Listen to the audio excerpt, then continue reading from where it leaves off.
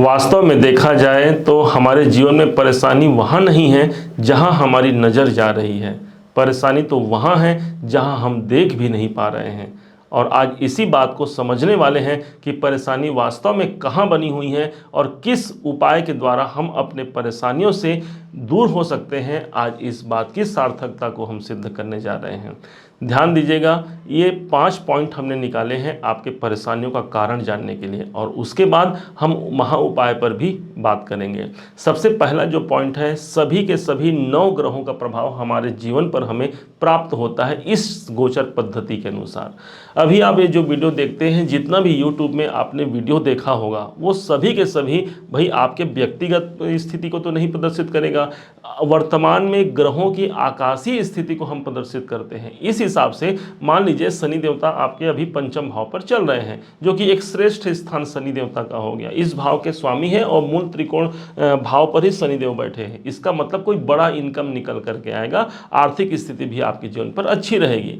लेकिन 9 के 9 ग्रहों का प्रभाव हमें अच्छा और बुरा जरूर मिलता है। आप ये समझिए, आपके घर में आप 9 सदस्य हैं, जैसे कि 9 ग्रह हैं।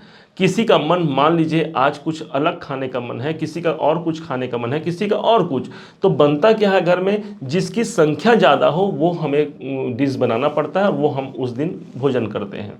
ठीक इसी प्रकार से हमारे 9 ग्रह हैं, कोई हमें अच्छा प्रतिफल देता है, कोई बुरा प्रतिफल देता है, और जिसके कारण से हम एक सही आकलन नहीं लगा पाते कि वास्तव में हमें करना क्या है और हम परेशानी से क्यों जूझ रहे हैं।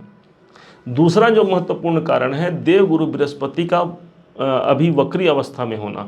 4 सितंबर सन 2023 से वक्री अवस्था में चल रहे थे। इस हिसाब से देवगुरु बृहस्पति आपके सप्तम भाव पर हैं। कई लोगों ने अपने कैरियर में कई प्रकार से उतार चढ़ाव की स्थिति को देखा होगा। कई लोगों ने दाम्पत्य जीवन में भी कष्ट की स्थिति को अनुभूति की होगी, और साथ ही साथ जो वैवाहिक जीवन है उसमें भी परेशानी। गुरु की दृष्टि लग्न में है, कई लोगों को ये भी सामना करना पड़ा। परंतु अब तो भाई देवगुरु बृहस्पति मार्गी हो गए हैं, और पूरा 2024 में शुरुआत से लेकर के पूरे अप्रैल तक रहेंगे, तो ये स्थिति एक बेहतर परिणाम को ला सकती है। इस बात को भी आप समझिएगा। तीसरा जो पॉइंट होगा, शनि देवता। अभी हमने शनि की ही बात की थी। शनि देवता आपके सबसे बड़े योग कारक ग्रहों में होता है, क्योंकि शनि देवता आपके केंद्र के भी मालिक हो गए हैं और साथ ही साथ आपके पंचम अर्थात त्रिकोण भाव के भी मालिक हो गए हैं। आपको ये समझना है कि शनि देवता हमारा धैर्य मांगते हैं। एक अग्नि परीक्षा लेते हैं हमारे शनि देवता, और उसके बाद ही हमें सफल बनाते हैं। यदि हमारे जीवन में हमारे अंदर धैर्यता की कमी है, यदि हम किसी कार्य को बहुत जल्दी जल्दी कराना चाहते हैं, वो काम शनि का नहीं है। शनि तो विलंब के कारक है ना भाई, 2.5 साल एक राशि पर रुकते हैं, इसलिए हमारे कार्य में विलंब हो सकता है, परंतु ऐसा हो ही नहीं सकता कि आपके कामनाओं की सिद्धि न हो। शनि देवता की जो दृष्टि है आपके कामनाओं की सिद्धि भाव पर पड़ रही है। लेकिन धैर्य हमें रखना होगा, इस बात को समझना है, और जो धैर्य रख लेगा वही शिखर तक पहुंच पाएगा, ये बात भी आप समझिए। चौथा इंपॉर्टेंट पॉइंट है जो है, वो है हमारे बर्थ चार्ट में, हमारे कुंडली में ग्रहों की स्थिति क्या है। एक आप जो ये देख रहे हैं, या किसी भी माध्यम से आप जो राशिफल देखते हैं यूट्यूब के माध्यम से अनेकों ज्योतिषियों का, वो सब के सब आपको ग्रह गोचर के माध्यम से बताते हैं। परंतु आपके बर्थ चार्ट में क्या स्थिति है, आप ये समझिए, आपके पास 2 फोटो है। एक फोटो आपके जन्म का फोटो है, जिस समय पर आप पैदा हुए थे। एक फोटो आपके अभी वर्तमान का है। तो ये है अभी वर्तमान का फोटो। लेकिन जब तक आप जन्म कुंडली को अभी वर्तमान के ग्रह गोचरों से मिक्स नहीं करेंगे, मर्ज नहीं करेंगे, तब तक एक सही प्रेडिक्शन निकल करके सामने नहीं आ सकता। लाख यहाँ पर शनिदेव आपके पंचम भाव पर बैठे हैं, लेकिन जन्म कुंडली में यदि शनि की स्थिति अच्छी नहीं है, शनि की दशा अंतर्दशा यदि प्रभावी नहीं है, तो कैसे आपको सफलता 100% मिलेगा, आप स्वतः विचार कीजिए। इस कारण से किसी जानकार और विशेषज्ञ से अपनी कुंडली का विश्लेषण जरूर कराइएगा। हम आपसे ये नहीं कहेंगे कि आप हमसे कुंडली का विश्लेषण कराइए, और ना ही हमने कभी अपने YouTube में अपने वीडियो में आपको फ्लैश होते हुए हमारा नंबर ही दिखेगा कि आप हमसे संपर्क कर सकते हैं। इसका मेन कारण यही है, हम तो भाई ये चाहते हैं कि किस प्रकार से हम ग्रहों के परिवर्तन को अपने जीवन में लें, और हमेशा हमारे वीडियो में आप देखिएगा हम एक सकारात्मकता आपको देने का प्रयास करते हैं, एक विकल्प निकालते हैं आपके लिए कि कैसे हम इस विपरीत परिस्थिति में भी एक संभावना को खोज पाएं। और शायद इसी कारण से हम आपसे कोई बहुत बड़ी अपेक्षा नहीं रखते, और खासकर आर्थिक अपेक्षा। हम तो ये चाहते हैं कि आप अपने जीवन को बेहतर बना पाएं, इसलिए अपनी कुंडली से इस गोचर को मैच कराइए, तब आपको एक सही प्रेडिक्शन निकल करके आएगा कि मेरा कोई परेशानी है तो कब तक चलेगा, किस ग्रह के कारण परेशानी हो रही है और कब तक मुझे इससे मुक्ति मिल पाएगा, और यदि मुझे आज मुक्ति चाहिए तो मैं क्या उपाय कर सकता हूँ। कभी कभी हम जो रत्न धारण करते हैं ये भी हमें ले डूबते हैं। हम कहीं से सुने कि मान लीजिए तुला राशि है, तुला राशि के स्वामी शुक्र हो गए हैं, इसलिए आप वीनस का रत्न पहनिए, ओपल पहनिए या फिर हीरा पहनिए, सफ़ेद पुखराज पहनिए।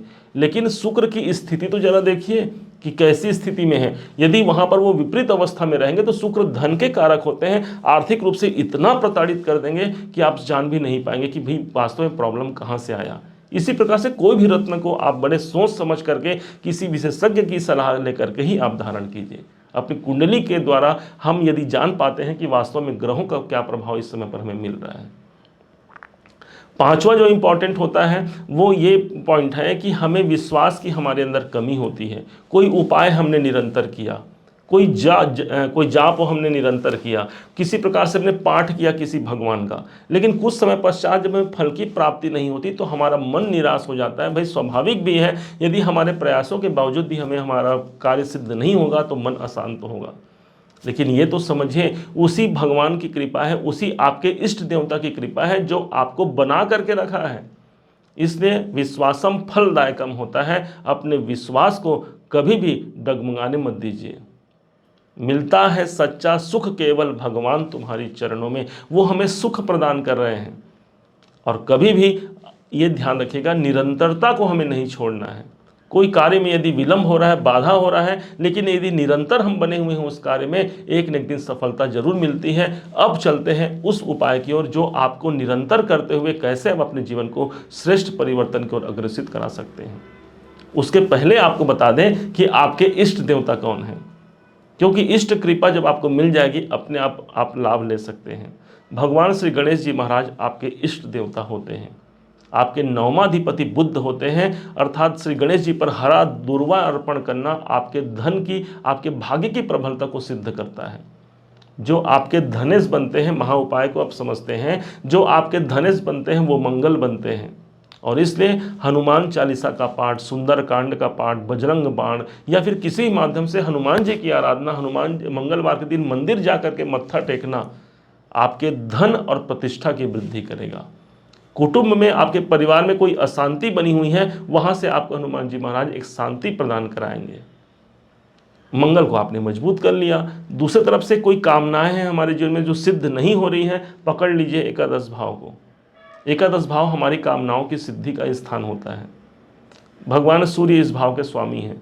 भगवान सूर्य पर तो सबसे पहला तो जल्दी उठना और दूसरा भगवान सूर्य पर जल अर्पण करना आपके लिए एक बेहद सफलता कारक समय हो सकता है। आपकी कोई भी इच्छाएं, कोई भी आपके डिज़ायर हैं, उन डिज़ायरों को पूर्ण करने के लिए भगवान सूर्य देवता बाध्य हैं, यदि आप उनको यदि भगवान सूर्य की कृपा आप लेते हैं। ओम घृणी सूर्याय नमः का जाप भी कर सकते हैं और भगवान सूर्य को जल देते हुए उनसे विनय कीजिए, प्रार्थना कीजिए अपने परेशानियों से मुक्ति दिलाने के लिए। यकीन मानिए सारे जगत को, जो सारे संसार में जो उजागर कर रहे हैं, अपनी प्रकाश से, अपनी आभा से प्रकाशित कर रहे हैं, वो आपके इनकम भाव के स्वामी हैं। आपके जीवन को कैसे प्रभावित नहीं करेंगे।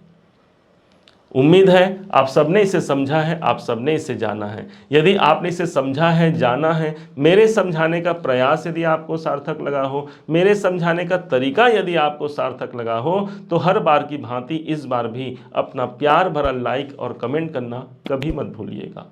और हाँ, यदि अभी तक आपने चैनल को सब्सक्राइब नहीं किया है, सब्सक्राइब भी कीजिएगा। पुनः एक बार फिर आप सभी का दिवस बहुत मंगलमय हो, इन्हीं शुभकामनाओं के साथ। जय श्री